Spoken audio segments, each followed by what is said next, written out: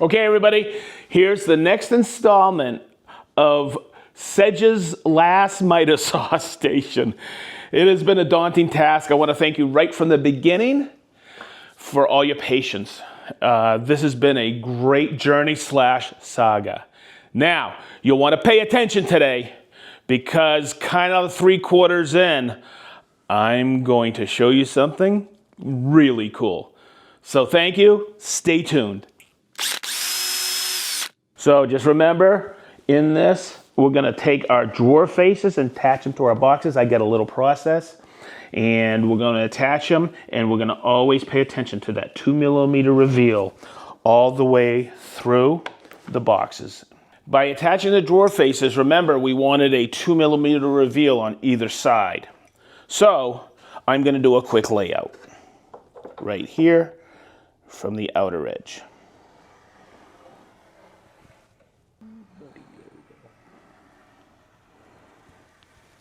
A few other things to remember when you're setting drawer faces to the box. That's what we're going to be doing. In between drawer faces, and let me see, I got my marks right here. I know that's up, and this is 2-4 with that embossing. I'm going to set it right here. Okay, we want 2mm spacing. So there's my embossing. This is the third one down. What we want to do is just to verify, we don't want to set it here. We want to move it up a little. So to make this easy, boy, that grain looks nice. To make it easy, we want a 2mm space. Now there's a variety of shims you can use. I was ripping some plywood shim here, some hardwood shim, 2mm edge banding.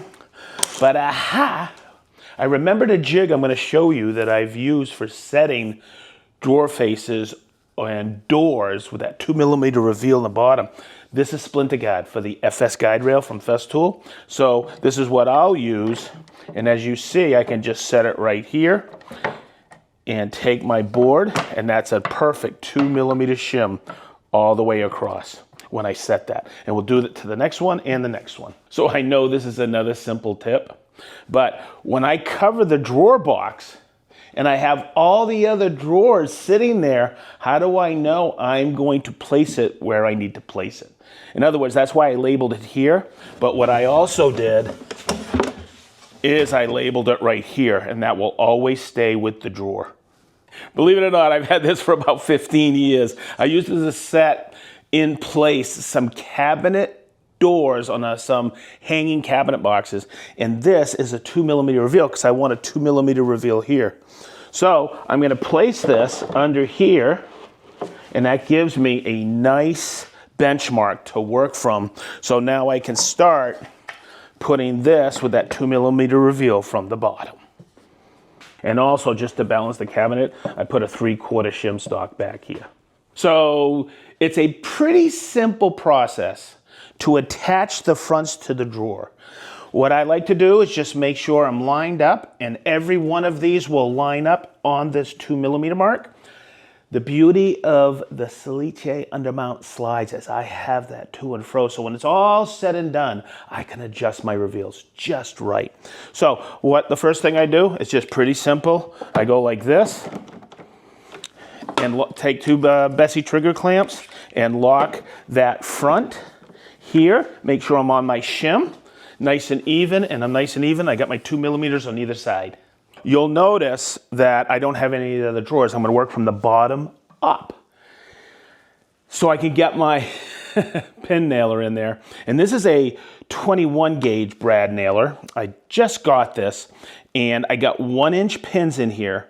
And I like this because there's a very tiny head on there. They're not like the needles on 23 gauge. So it gives me a little holding power. And you'll see what I do next.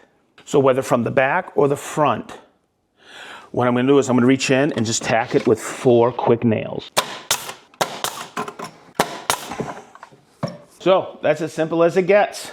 I'm just going to take this out like this, and I'm going to set it just like this on a nice clean towel.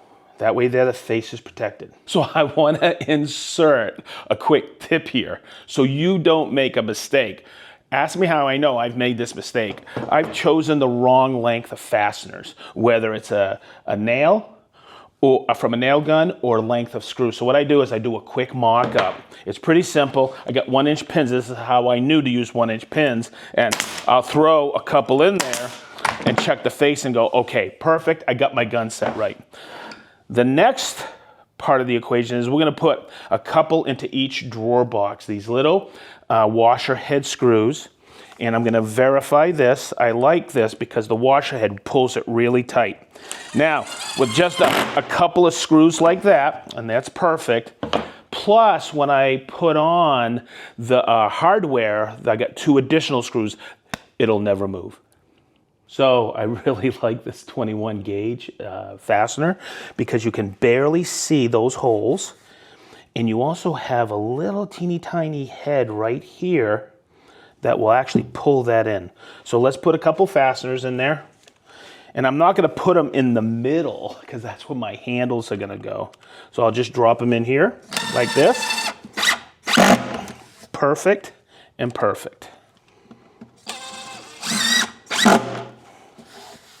So let's go from here. I'm just gonna take another 2mm shim. I'm gonna verify that that's right facing up and make sure I'm right in line with that 2mm. And that's all it is, gang. It's just the same process as we did for the bottom one, all the way up to the top. So let's see how we got this together. It pulls right in. Oh, I love soft close. And there's that perfect 2mm shim. So we'll do 2 and then 1. So when we're getting to the top drawer boxes, you want to kind of ease this in, move the clamps, but making sure your reveals are right on all the way around.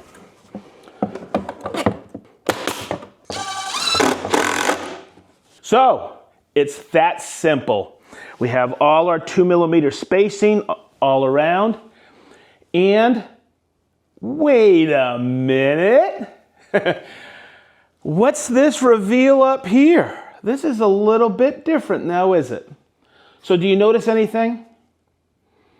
I hope you didn't. And before I continue, I have to tell you, I miscalculated one little step, and I'll show you what that is. And I could have just put this all together and been done with it, and no one would have ever noticed it. But I want to use this opportunity to cover a mistake. It was a simple fix. I know you're going to run into it. So let's go through this together. And thank you for your patience. So this extended reveal will be perfect for something I'm going to do a little design, build, re-altering on. Okay, so the top will have a thicker edge when I put it on there. You won't even see this. But why did I get this? And you're probably scratching your head and you're probably saying, man, that looks like perfection, all the grain, everything. Aha. So if you remember back in the early videos, I measured out my boxes without my slides. I hadn't gotten them in the shop yet. And when I got to this drawer in the middle, it was making a clicking sound, and I'll show you what I mean. It was rubbing the top. Right here, I'm just gonna take it out. This part right here, and if we can get in here, Chris, see this? Was catching the top. So I thought about it, and instead of getting frustrated, I started to chuckle. Because guess what? Everybody makes mistakes. So here's the first piece of advice. Stop what you're doing, walk out of your shop if this happens to you, go for a drive. I got in my Jeep and I walked around Lowe's, came back a couple hours later, scratched my head, because here's what I didn't want to do. I didn't want to have to reset all my slides, okay? In other words, I didn't have enough clearance down here. So if you remember way back when, between the L bracket here of this slide, when I had first installed them, I left 3mm. Well, guess what? I'll coach you now. If you're building something like this, guess what? You need to leave 6 millimeters. It was one of those things in the schematic I didn't pay attention to. It's okay, because guess what? I figured it out. Now I'm going to put this back in here, just like this. Now if you didn't notice, and I doubt if you did, you probably saw that this reveal wasn't 2 millimeters, okay? But what happened was, I still have my 2 millimeter on the bottom. Can you tell from this top piece and these 3 pieces, I ripped on these 2 pieces, I ripped the edge banding off, and I took off about 3 millimeters. Okay, so it was a quick fix, and what I did is I grabbed my eagle eye. My wife came out on the first box I did, and I said, what do you think? She goes, it's gorgeous. I go, look at it carefully. And she went back and forth on how she came out. She goes, what? I can't tell anything.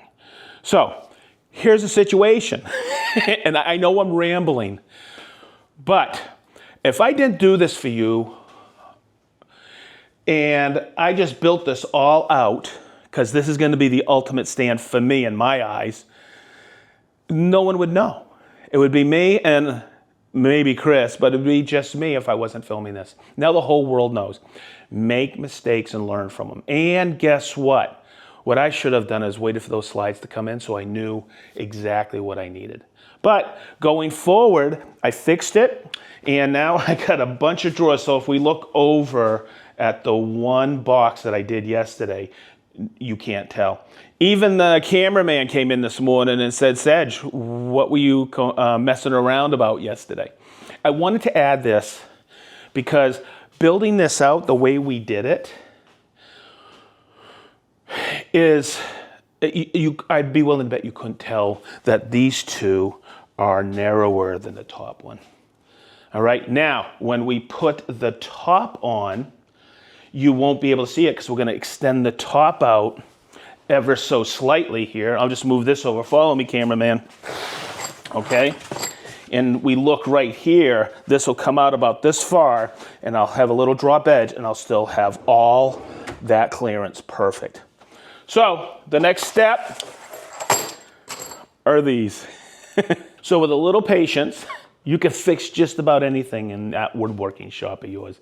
Just remember, improvise, adapt, and overcome. So just simple drawer face attachments to that, getting that 2 millimeter reveal, adding a beautiful new design feature. Hey, I'm glad your patience are with us, because boy, we have a few more videos on this miter saw stand. We're really excited, but I keep looking over. So thank you. Hey, be positive, stay sharp, and we mean wicked sharp, from the SedgeTool shop.